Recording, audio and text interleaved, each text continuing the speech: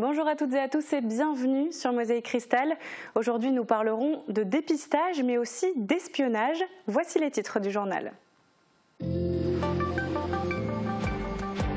Les centres de dépistage ont besoin de personnel pour fonctionner à plein régime. Parmi les effectifs, les sapeurs-pompiers du SDIS 57 sont appelés en renfort par la sous-préfecture.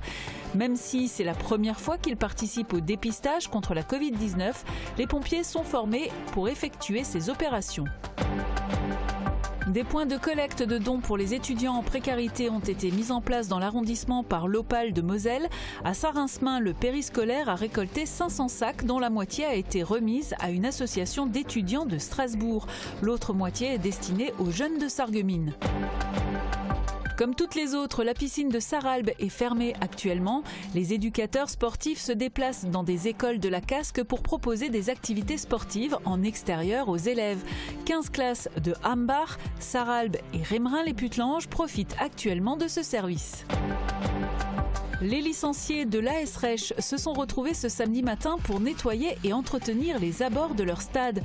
Avec l'arrivée du printemps, ils ont rafraîchi la végétation et restauré la main courante. Ces opérations permettent aux membres de se retrouver ensemble et de s'occuper de leurs installations. Léo Michel Closset, originaire du Val de Guéblange, a intégré l'armée en 1936. En 1943, il a travaillé comme interprète dans un ministère à Paris et comme il parlait très bien allemand, il a été repéré pour devenir agent secret pour le compte de la France afin de préparer l'arrivée des troupes alliées à Paris. Il était espion pour la résistance et travaillait dans l'ombre pour les services de renseignement. On démarre notre émission à Woustviller et plus précisément chez Rennes où on retrouve Thomas. Bonjour, dis-nous en plus. Bonjour Morane. Alors, doit-on encore présenter Rennes, basée à Woustviller, employant une centaine de personnes? L'entreprise est spécialisée dans les boîtes aux lettres et les boîtes à colis, mais elle est aussi surtout connue pour toutes ses innovations. Et elle poursuit son chemin sur cette voie des nouveautés, notamment au niveau de l'ouverture. Et c'est pour ça donc qu'on est venu rencontrer différentes personnes dans l'entreprise pour qu'ils nous expliquent ce qu'est Open, une nouvelle application. Merci Thomas, et on découvre sans plus attendre cette innovation dont tu parles. Reportage en compagnie de Thibaut Desmerlet. Recevoir un colis est un acte anodin qui s'est d'ailleurs multiplié depuis les différents confinements et couvre-feux. Ici, chez Rennes, on réfléchit à comment améliorer cette action et la dernière innovation développée concerne l'ouverture de la boîte par les livreurs grâce à une application appelée Open. Donc pour utiliser Open, c'est très simple. Pour pouvoir livrer un colis, le livreur arrive, il prend son smartphone, il ouvre l'application Open. Il obtient donc un code et donc il lui suffit de taper le code.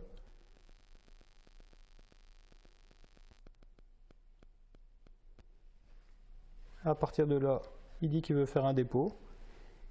Il choisit la personne dans la liste. Il choisit la dimension de la boîte à colis par rapport à la dimension de son colis.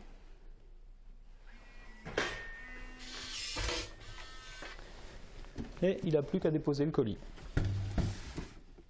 Une fois n'est pas coutume, ce développement s'est fait en coopération avec le principal concurrent de Rennes sur ce secteur, l'entreprise Descailleux. Donc travailler avec un confrère, c'est vrai que ce n'est pas une chose complètement naturelle puisque sur le terrain on est plutôt tendance à être évidemment en concurrence. Mais aujourd'hui pour pouvoir proposer un système qui soit facile, qui soit complètement universel, accessible à tous, il était nécessaire de s'allier avec les confrères pour créer un système totalement universel, de façon à ce qu'un livreur, quand il arrive devant une boîte à colis, il n'a pas besoin de se poser la question de qui l'a fabriqué pour pouvoir y accéder. L'application devrait être disponible dès septembre. Bonne nouvelle pour les 10 000 foyers déjà équipés de boîtes connectées Rennes. Pas besoin de les changer. Ce système d'ouverture sera disponible par une simple mise à jour. Côté sécurité, pas de crainte à avoir. L'application permet de savoir quel livreur a ouvert la boîte à quel moment. Avec Open, ni facteur ni livreur n'auront désormais besoin de sonner 2 fois.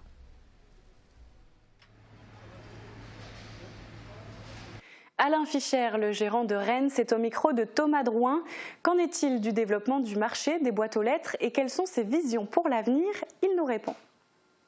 Monsieur Fischer, bonjour. Donc on est ici chez Rennes, dont la spécialité est les boîtes aux lettres. Est-ce que cette période de Covid a fait évoluer la manière de travailler ici, notamment en termes de produits? Est-ce que vous avez plus travaillé ou moins travaillé? Alors on a en fait plus travaillé. Et l'évolution qu'a générée la crise de la Covid, c'est une évolution vers les boîtes à colis. Aujourd'hui, les consommateurs, à cause de cette crise sanitaire, souhaitent une livraison plutôt à domicile pour moins se déplacer, souhaitent une livraison également sans contact. Et les livreurs, eux, ce qu'ils ont besoin, c'est de réussir à livrer du premier coup, pour des raisons économiques, mais également écologiques, puisqu'il ne s'agit pas de polluer en revenant 2 ou 3 fois. On est venu découvrir en fait une innovation de votre part, innovation pour laquelle vous avez dû travailler avec des confrères, des concurrents. Est-ce que de travailler ainsi avec des personnes qui sont sur le même cœur de métier que vous voyez ça comme un danger ou une opportunité? Alors en fait, c'est vrai que ce n'est pas une démarche naturelle. La coopétition, qui est la contraction entre coopérer et concurrencer, était nécessaire ici parce qu'il y avait vraiment un problème logistique majeur. Les boîtes à colis commencent à émerger en France et en Europe. Le problème étant que chaque industriel, chaque fabricant, en même temps que ces boîtes, lance son propre système d'accès. Et ça, c'est un vrai problème logistique puisque les livreurs, eux, ils se retrouvent face de systèmes hétéroclites.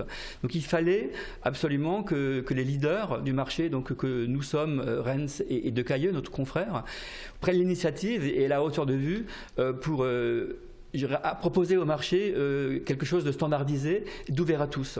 Donc c'est pour ça qu'on s'est rencontrés, qu'on a créé ce GIE, ce groupement d'intérêt économique, qui doit être un accord, un consensus pour la profession.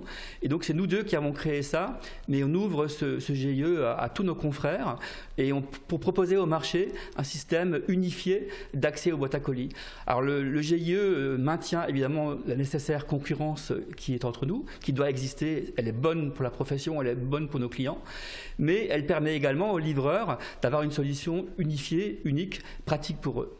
Et en quelques phrases, comment vous voyez l'avenir de Rennes, comment vous voyez l'avenir du monde des boîtes aux lettres? L'avenir, on le voit positivement, puisqu'aujourd'hui, Rennes en France fait 20 millions d'euros de chiffre d'affaires. De ces 20 millions d'euros, entre 5 et 10% représentent des boîtes à colis connectées. Et la croissance passera à 100% par les produits connectés. Moi, je pense que dans environ 10 ans, la moitié au moins du chiffre d'affaires de Rennes, 50%, ce seront des produits connectés. Merci beaucoup. Depuis son ouverture le 4 mars, le centre de dépistage de Sarreguemines a vu passer 3607 personnes et 36 tests sont revenus positifs. Des chiffres arrêtés au 21 mars. Et si ce centre tourne à plein régime, c'est grâce au personnel qui se mobilise sur son temps libre pour prélever les patients. Parmi les effectifs, il y a les sapeurs-pompiers du 1057, appelés en renfort par la sous-préfecture. Pour ces soldats du feu, habitués à un autre terrain d'intervention, c'est une mission plutôt inédite. Reportage du Ranitozik. La tête en arrière, 30 degrés. Et quand vous êtes prêts, on y va. C'est parti? Oui. Allez, on va faire ça en douceur.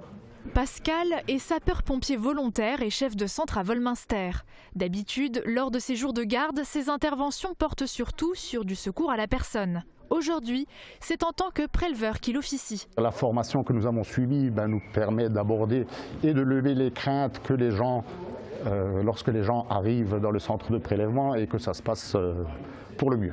Si c'est la première fois qu'il aide au dépistage massif contre la Covid-19, il a déjà porté cette blouse dans sa carrière. Donc c'était à l'époque du H1N1, la grippe aviaire, où pareil, les sapeurs-pompiers y ont contribué fortement sur la récupération des carcasses des animaux morts, derrière où justement on était déjà soumis aux tenues de protection que l'on porte aujourd'hui, puisque le protocole était quasi similaire.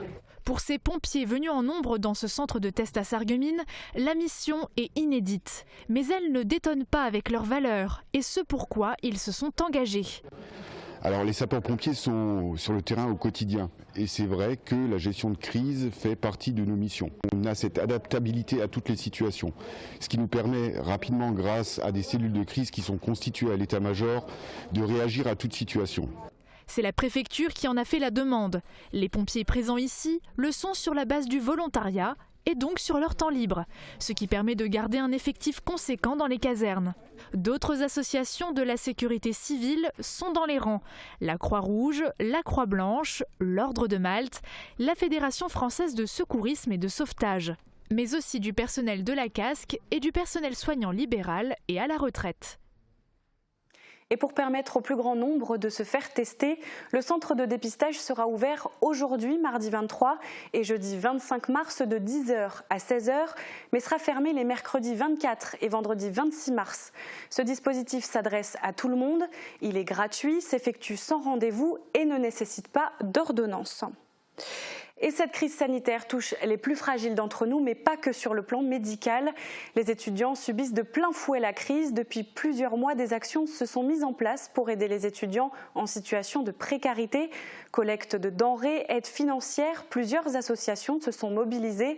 Parmi elles, l'Opale de Moselle qui a mis en place plusieurs points de collecte dans l'arrondissement. Reportage de Marie-Morgane Lorenz. Plus de 500 sacs collectés. Ils sont remplis de denrées alimentaires et de fournitures de première nécessité et sont à destination des étudiants. Ce sont des dons d'habitants du secteur et qui ont été déposés dans plusieurs points de collecte mis en place par l'Opale, comme ici au périscolaire de Saint-Rincement. Ça fait partie des valeurs que l'Opale défend, à savoir que tant qu'à faire, si on peut soutenir une association ou soutenir des étudiants, surtout en ces temps difficiles, je pense que c'est vraiment important que tout le monde se serre les coudes. La moitié des sacs a été remise à une association d'étudiants de Strasbourg. La seconde moitié est destinée pour les jeunes de Sarreguemines. Violetta et Ryan sont étudiants à la faculté de droit.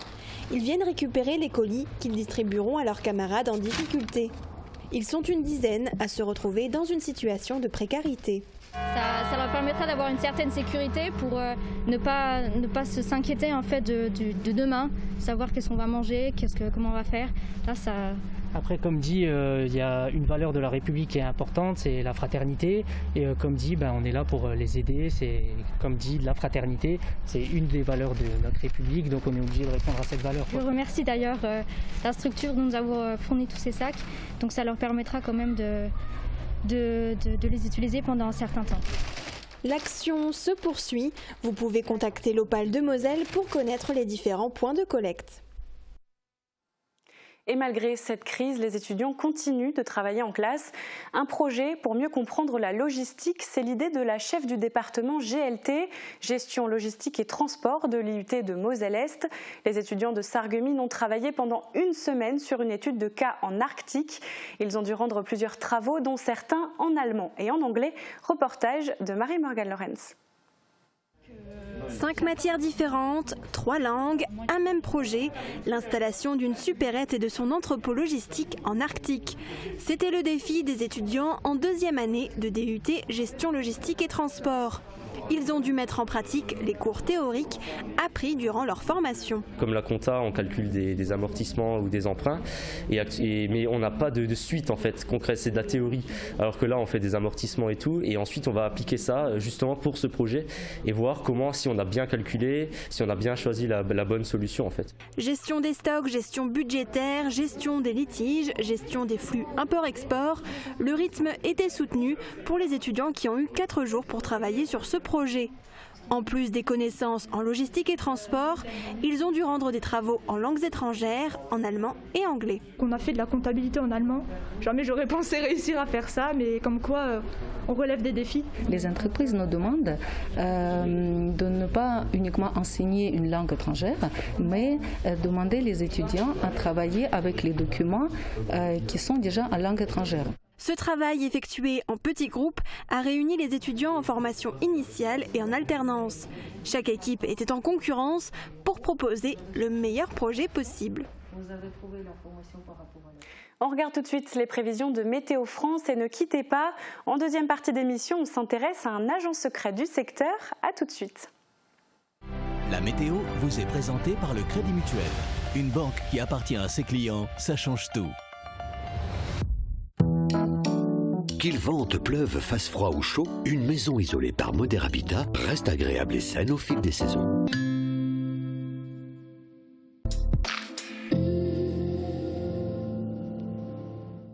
Bonjour tout le monde, le week-end de Pâques approche et les décorations commencent à fleurir dans les villages.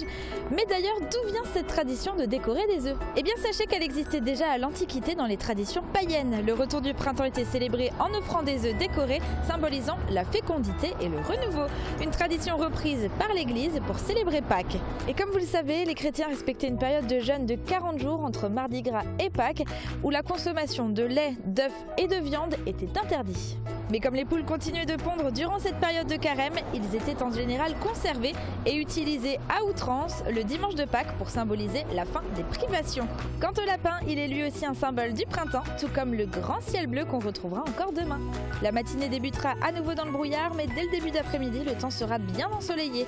Les températures remontent en flèche avec 3 à 4 degrés attendus pour les minimales et 14 à 17 degrés pour les maximales. Pensez à souhaiter une bonne fête aux Karines et il fera jour de 6h25 à 18h50. Passez tous encore une belle journée et à demain. Merci d'avoir suivi la météo avec le Crédit Mutuel. Une banque qui appartient à ses clients, ça change tout. Chez Cuisine Schmidt Sarreguemines, jusqu'au 31 mars, place aux offres lumineuses. Pour une cuisine équipée ou un dressing sur mesure, l'éclairage vous est offert. Nous vous offrons aussi jusqu'à 1 000 € de réduction sur tous vos projets. Et en ce moment, tentez de remporter un lot d'une valeur de 505 € en participant au jeu concours sur notre page Facebook. Au restaurant, j'ai du mal à suivre une conversation. Y aurait-il une solution avec mon appareil auditif ? Les appareils auditifs sont de plus en plus performants et gèrent de mieux en mieux les environnements bruyants. Il existe un mode Edge qui va vous permettre d'atténuer l'environnement bruyant et favoriser vraiment la parole qui vous intéresse. Du 22 au 27 mars, les portes ouvertes du lycée Nominé seront en virtuel. Pour y participer, rendez-vous sur la page Facebook du lycée. Tu vas y découvrir tous nos univers de formation.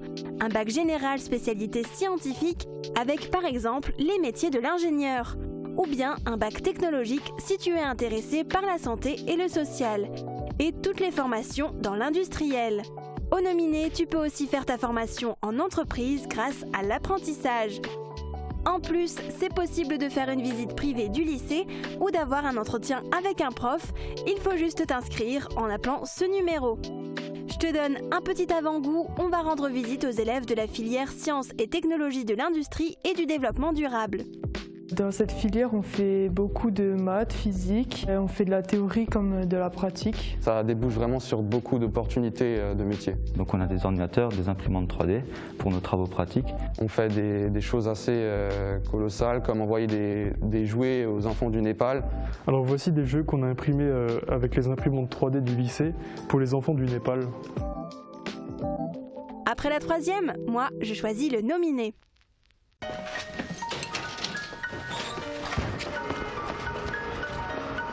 Enfiler un uniforme. Ou pas.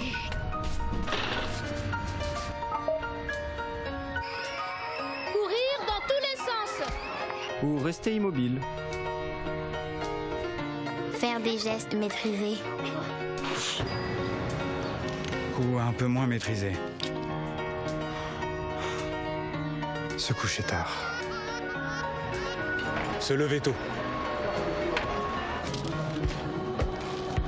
Savoir viser. Très très bien visé. Fermer plus tôt. Ouvrir plus grand. Porter un masque. Vraiment le porter. En restant chacun mobilisé, nous serons plus forts ensemble.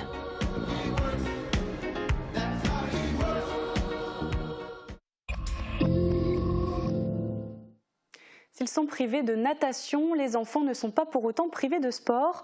Entre autres missions, les éducateurs de la piscine de Sarralbe se déplacent dans les écoles de la Casque pour proposer des activités sportives aux enfants. Illustration à l'école élémentaire de Rémerin-les-Putelanges dans ce reportage de Guillaume Dumonteil. 1, 2, 3, soleil! Et oui, aujourd'hui il fait beau. Géraldine Jamin-Metzger peut donc proposer à ses élèves de CP et de CE1 des activités sportives en extérieur.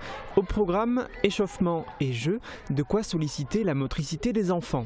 Depuis le mois de mars, les 4 éducateurs sportifs de la piscine de Sarralbe, actuellement fermée suite aux directives gouvernementales, se rendent dans des écoles de la Casque quand ils ne sont pas affectés à d'autres missions. Quand il fait beau donc, ils font du sport avec les enfants et quand la météo est défavorable, ils leur présentent les Jeux Olympiques d'été ou le fonctionnement de la piscine, faute de pouvoir leur en faire profiter. Les enfants apprennent ainsi l'importance de l'hygiène, les bons comportements à adopter ou encore comment l'eau est traitée. 15 classes de l'agglo profitent actuellement de ce service. Elles sont situées à Ambar, Sarralbe et donc Rembrun-les-Putlanges. La présence d'une personne extérieure fait du bien aux enseignants et aux enfants qui profitent ainsi d'une bouffée d'air et d'oxygène bienvenue dans la période difficile que nous traversons depuis maintenant 1 an. C'était bien, on s'est bien amusé et on a bien fait du sport. Moi je me suis amusée parce qu'on a sauté et on a couru partout. Moi je me suis amusée parce qu'on a sauté, on a joué à 1, 2, 3 soleil, on a sauté comme des kangourous. Moi je me suis beaucoup amusée parce que j'adore quand on fait du sport, j'adore courir, j'adore sauter, À noter que le gouvernement a assoupli le protocole scolaire et réautorise les cours de sport en intérieur. Un soulagement pour les scolaires, mais aussi pour les piscines. Le centre nautique Sarreguemines-Confluence a d'ailleurs dû anticiper sa fermeture technique annuelle pour effectuer la vidange des bassins. Le centre nautique fermera donc ses portes du lundi 29 mars au lundi 5 avril afin d'être en mesure d'accueillir à nouveau les scolaires à partir du 6 avril. Le sport est en pause pour le grand public, mais pas l'esprit d'équipe. Les licenciés de l'AS Reich ont profité de l'arrêt des matchs pour donner un coup de neuf à leur infrastructure. Retour en images sur cette matinée de travaux. À défaut d'être sur la pelouse, les licenciés de l'AS Reich travaillent aux abords de leur stade. Au programme de la matinée, rafraîchir la végétation sous une météo clémente. C'est l'occasion, on n'a pas trop le temps de faire ça le reste de l'année. C'est le jour du printemps en plus, donc on fait un petit peu de nettoyage, les branches, les arbres. Bien sûr, on fait attention aux animaux parce qu'il y a quand même la forêt pas trop loin. Ça a 15 ans, c'était un peu un brise-vue. Mais du coup, maintenant, ça a pris un peu d'ampleur. Du coup, les ballons, on a des pertes de ballons là derrière et ça devient un peu inaccessible. Autre petit travaux, restaurer la main courante, un peu défraîchie. Parce que là, aujourd'hui, on ne peindra certainement pas, mais on est en train de décaper, de faire ça propre pour qu'on puisse peindre dans les jours meilleurs. Et ils n'ont pas chômé.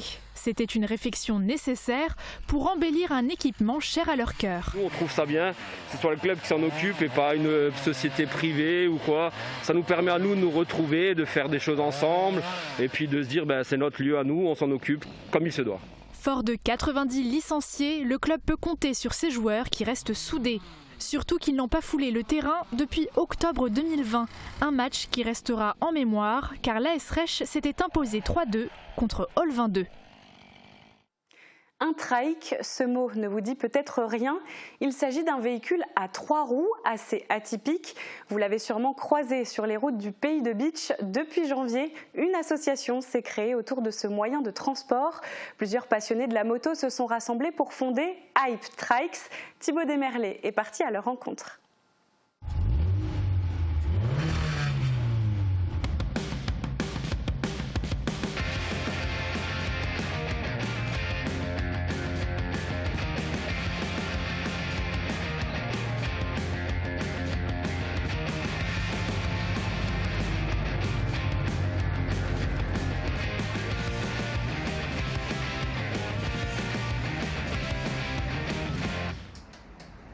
Nous sommes dans le garage de Willy Schmidt. À l'intérieur, 3 véhicules que l'on ne croise pas souvent sur les routes de France. Ce sont des trikes. Willy est un peu le mécano de l'association Hype Trike. Il s'occupe de leur entretien et de leur look. Pour lui, définir ce moyen de transport est assez simple. Il y a un moteur voiture. On a la largeur du véhicule de voiture à l'arrière, mais la largeur d'une moto devant. Pas besoin d'avoir un permis moto pour le manipuler. Si vous roulez en voiture, vous pouvez le conduire. Et pourtant, ce sont des passionnés des 2 roues qui ont décidé de fonder Hype Trike. Cette association a pour but de faire connaître cette machine à tout le monde et fédérer les aficionados du secteur. Nous avons rencontré Christophe, qui a baigné plus de 25 ans dans le milieu de la moto, et Anémone, qui a participé à plusieurs manifestations. Alors l'association est née d'un désir de passer de la moto à un véhicule proche d'une moto mais avec un confort supplémentaire. Et l'avantage aussi des trikes, c'est leur degré de customisation, puisqu'on peut faire à peu près tout ce qu'on souhaite. Il y a moins de contraintes que sur certaines motos. Une liberté que l'on retrouve aussi sur le macadam. Pour Christophe, piloter un trike procure d'autres sensations. C'est comme si quelqu'un veut aller prendre le train, veut prendre le TGV, ou veut prendre une petite machine à vapeur pour voyager et regarder. Ben, ça fait pareil. Moi, avec le trike, je peux monter à 150, mais je crois que si je suis des fois à 110 maximum, parce que justement, ça ne sert à rien de monter, c'est juste pour promener, visiter, pouvoir regarder. Un baptême en trike, c'est ce que vous propose l'association pour le moment. Elle souhaite aussi plus tard participer à des actions solidaires et créer des événements lorsque les mesures sanitaires seront allégées. Elle compte une dizaine de membres, mais elle est ouverte à tout type de véhicules, 2 roues comme 3 roues. Et pour terminer ce journal, nous partons à la rencontre de Léo Michel Closset maintenant. Son nom ne vous dit peut-être rien et pourtant, originaire du Val de Guéblange, cet homme a servi dans la résistance lors de la Seconde Guerre mondiale. C'était un agent secret à la James Bond. Voici son histoire. Notre histoire commence dans cette maison à Pan-de-Bois. Léo Michel Closset vient au monde le 26 novembre 1916. 2 ans plus tard, sa famille emménage dans la commune du Val de Guéblange et plus précisément dans le hameau de Haute-Villers. Il grandit, entouré de ses 4 sœurs et reste loin des activités agricoles pour se concentrer sur ses études. Il veut devenir instituteur. Mais sa vie va prendre une autre tournure. Il intègre l'armée en 1936 à la grande surprise de tous. En juillet 1940, à la suite des combats sur la ligne Maginot, Léo rejoint la zone libre. Après une année d'études à l'école d'artillerie de Nîmes, la grande histoire le rejoint, les Allemands envahissent la zone libre. En 1943, en pleine Seconde Guerre mondiale, il veut faire plus pour accélérer la libération. Et pendant l'année 1943, il a travaillé comme interprète dans un ministère à Paris. Et c'est là qu'il a, semble-t-il, été approché par la sécurité militaire clandestine, pour lesquelles Léo était une pièce de choix, entre guillemets, dans la mesure où Léo parlait parfaitement l'allemand. Et non seulement il parlait parfaitement l'allemand, mais il parlait l'allemand sans accent, vu qu'il a grandi dans une famille où on parlait le francique rhénan, donc le patois local. Léo a donc été mis dans un contexte où il servait pour le contre-espionnage allemand, d'une part, et aussi en vue de préparer l'arrivée des troupes alliées à Paris. Bel homme, à l'allemand impeccable, il devient donc espion pour la résistance. Ce n'est pas un homme de terrain, mais plutôt un homme de l'ombre qui travaille pour les services de renseignement. Un peu plus tard, au début de 1944, Léo a aussi intégré la prestigieuse organisation de résistance de l'armée, l'ORA, qui, elle, se considérait comme un poste avancé des troupes françaises sur le territoire déjà. Et là, sa mission consistait à récolter du renseignement. Concrètement, Léo a été placé dans le bureau de la sécurité militaire 407, qui était installé rue de Richelieu, dans le 2e arrondissement à Paris. Et là, comme dans les films, en fait, il y avait un véritable journal qui œuvrait avec des vrais journalistes. Et un certain nombre d'agents secrets étaient intégrés dans cette structure-là en tant que faux journalistes. Il n'existe pas de traces des missions notables de Léo qui ont contribué à la victoire des Français. Car étant agent secret, tout était confidentiel. La fin de la guerre le place au rang de lieutenant, mais les festivités seront de courte durée. En 1948, Léo part pour l'Indochine où le corps expéditionnaire français combat le Viet Minh. Léo et ses compagnons sont tombés dans une embuscade. À l'aube du 2 juin 1948, Léo a été tué dès le début parce que c'était une des stratégies du Viet Minh, consistait à tuer tout d'abord les officiers pour avoir une meilleure marge d'approche après des hommes qui étaient plus commandés. Un destin tragique malgré son engagement exemplaire dans la résistance. On lui décerne la Légion d'honneur à titre posthume le 1er septembre 1948. Son corps est rapatrié et inhumé au cimetière communal en novembre 1949. Et l'histoire de Léo Michel Closset est à découvrir dans cet ouvrage écrit par l'historien François Guéringer. Il est disponible à l'achat en mairie du Val de Guéblange. Et c'est la fin de cette émission. Merci de nous avoir suivis. Je vous donne rendez-vous sur notre site internet et sur notre page Facebook pour voir ou revoir nos reportages. Prenez soin de vous et à demain.